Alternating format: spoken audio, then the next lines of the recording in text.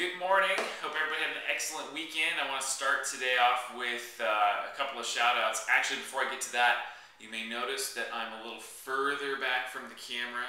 Jessica said, though I have an extremely beautiful face, that it was just a little bit too right up there for you guys. So backing up just a little bit, keep it a little more casual, less in your face. But some shout outs I want to give today to a couple of agents who've had some closings in the last couple of weeks. I want to start off with Keith Riddle and his team over at Keller. You guys are killing it over there.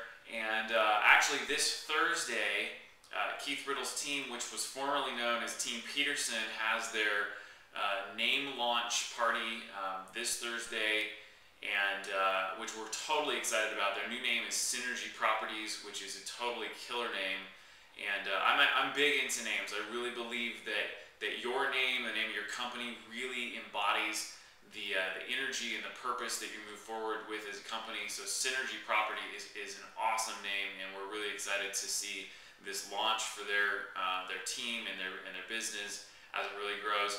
Plus, they've had a couple of approvals in the last couple of weeks, so way to go, team, over there at Synergy Properties, and we look forward to some awesome stuff continuing to come from you guys and gals. Next, I want to give a shout out to Joel Robinson out of Florida.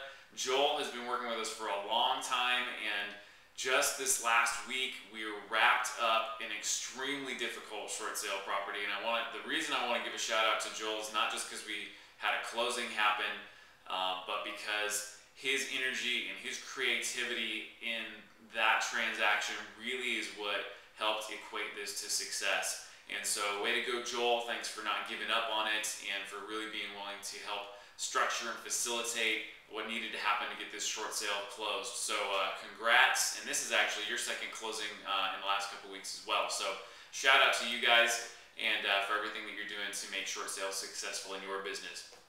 So, let's go into the core of what we're going to talk about today, and that is hardship letters. And this really is one of the foundational pieces of any short sale. And you know that if you've been doing short sales and as you've gone through our training, you know that the hardship letter is critical to the success. I want to give you a few pointers. The reason this is coming out is because we've actually had a couple of hardship letters, or short sales rather, declined because of the hardship letter and how it was structured and how it was written, and there's some problems there. So the very first point I want to make about hardship letters is you need to keep it short and sweet.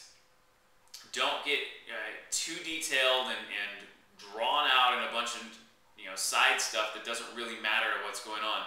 There's usually 1 to 3 main items that are causing your seller to be in a hardship where they cannot make their payment and need to sell their house. So focus on those items. Don't go too deep on them. For example, if don't spend a paragraph talking about the economy and why the economy downsized a certain industry sector that they were employed in, and because of the contraction of the economy, then their employer had to lay a bunch of people off and now I'm out of a job. Just cut straight to the point. Say, I lost my job in this business that I've been working at for the last 2 years on this such and such date. Boom, to the point. You don't have to be hugely elaborate on it. Just make it clear and concise. One of the things that has come up is personal choice. When a seller has made a specific personal choice that's caused them to be in this situation. What we're finding is that when a seller gets too detailed in their story and goes into too much detail around their hardships, that is when just so much stuff starts to come out that the investor and the negotiating bank can start to see personal choice coming in there, and really a lot of these guys are looking for opportunities to close a file. So ultimately, just about everything in life comes back to a personal choice.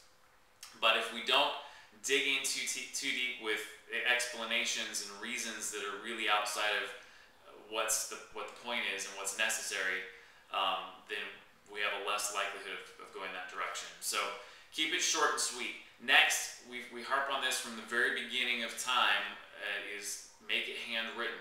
Handwritten is always, always, always better than typed. It just gives it a more personal feel, and it's from that seller rather than something that you or I or somebody else fed them to regurgitate in a hardship letter. It's their words. A little note here is if they can print that, that is going to make it a lot easier for everybody to read. Some people's handwriting just is not all it's cracked up to be. Not everybody's printing is, but usually even poor printing is easier to read than poor handwriting. And then anything that you know they're going to be missing, have them add that into their hardship letter at the beginning. So if they're not going to have the ability to get profit and loss for their company or tax returns or something to that effect, have them just write that in. Now the obvious question is, well, why aren't you going to have that? And it shouldn't be something just like, well, I'm moving and it's in boxes and so I can't get it. What we don't want to have permeate the hardship letter is really an I don't care attitude. And it may be that your seller has come to you and said, hey, you know what, I don't really care, but if you can get this house sold and it doesn't cost me any money and it's not a big effort on my part, then fine, do what you can. But what we don't want is that attitude to permeate through the hardship letter, because when a negotiator or an investor read that and they feel and sense that attitude of, well, I've got my tax returns in a box, but I just don't care about this transaction enough to spend 30 minutes going through the boxes to find it, that's going to give a bad taste in that negotiator's mouth, and potentially they're going to close it and say, you know what, if this homeowner is not vested enough in this transaction to spend the time to find the documents that are needed, then we're just going to close this out. So the homeowner needs to really be able to express the fact that they do care how this transaction is going to turn out, and really put forth some effort in any way they can. Now there could be certain situations where there really is no ability to get the tax return, for example, and if they explain that why they can't have that, then that helps. Another thing would be, say, I've been searching for my tax returns, I have not been able to locate them. I'm going to continue to look for them, and if needed, order something from the IRS showing that. So, I mean, even if they don't have their tax returns, they can just order from the IRS the document that shows what their tax return was. So, we need to help the sellers not get to the point where they really just don't care, and even if they don't care, then that just puts a little bit more responsibility on you as the agent to kind of help push this thing along. So, so that's hardship letters. They're critical, they're important. If there's something in there that's really blatantly, I decided to travel Europe and now no longer have my job, that obviously is going to be very problematic when it's read by the people that are making the decision on the short sale. It would be much better for that person to just say, I am currently unemployed and do not have the ability to make the payments, or I've a new job now that I'm making way less than I was at the job I had before. Again, keep it simple, keep it to the point, and then we have less likelihood of there being issues. So have an excellent week. Shoot me questions over email if you have anything going on.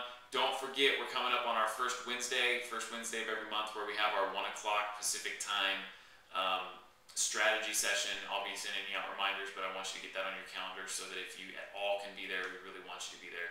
Good stuff that we were able to go over. So, all right, have a great one. We'll talk to you soon.